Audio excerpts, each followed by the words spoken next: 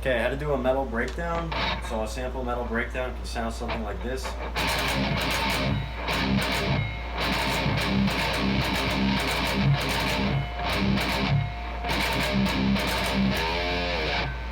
So breakdowns can be found in many genres, including metalcore, deathcore, post-hardcore, and essentially what it is you're going to be palm muting the three thick strings. So that's the low E, the A, and the D. So in order to do a palm mute, you need to use the fleshy part of your hand right here, rest it against the bridge of your guitar down here. And you don't want to have it too high up where you're choking the strings, otherwise it's going to sound like this. And you don't want to have it too low on the bridge, say for example down here, because then you're not muting the string at all. So the way to hold the pick is going to be pretty similar to how you regularly hold it. You just want to keep in mind that you may have to apply a little bit more pressure, hold the pick a little tighter, because with the breakdown you do need to have enough power in order to get through the three strings.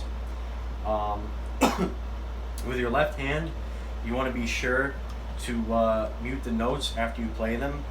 So if I didn't mute the strings after I played a breakdown, it could sound like this. And it can give you that like long drawn out sound, sometimes, which is actually what you want. But if you didn't want to have that sound and you wanted the notes just to cut off like this, then right after you play with your picking hand, just apply light pressure to the strings with your fretting hand just to cut off that noise. So you do have the option to keep the notes drawn out like this by not muting the strings that you're strumming. And again, you do have the option to mute these strings after you play to make it sound like this. Another thing to note is that it's also helpful to mute the three higher strings on the bottom, the high E, the B, and the G. And you can do this very easily by just placing one finger on these three strings. So that way when you are playing the breakdown, say for example you pick a little too much and you accidentally hit the G string, it's not going to be a problem because your index finger is going to be muting these three strings, so it's not going to make any noise. So it could sound like this.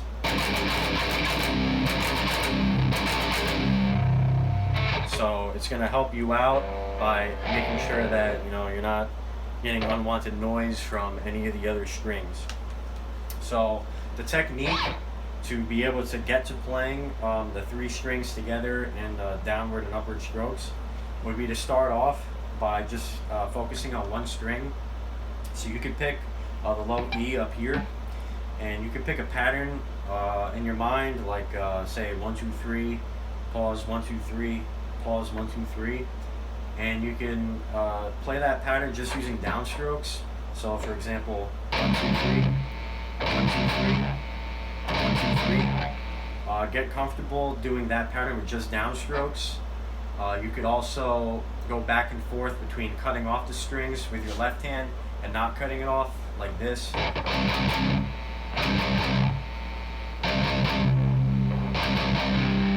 So you get a little practice of getting your fretting hand involved as well.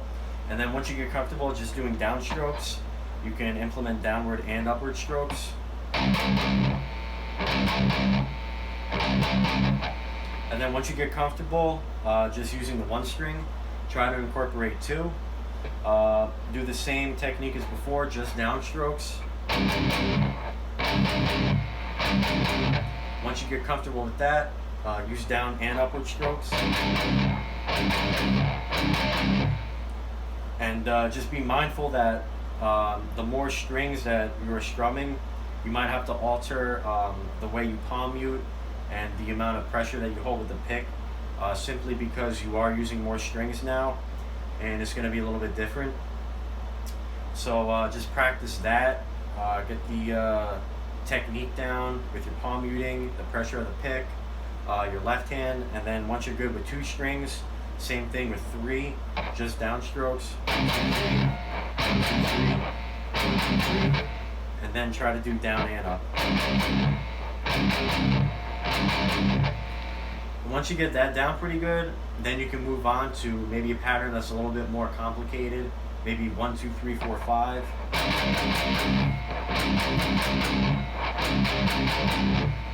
And then you can try to just do different patterns, whether it be 1, 2, 3, 1, 2, 3, 4, 5, or you want to throw in maybe different frets, or maybe throw in a string bend here and there, like.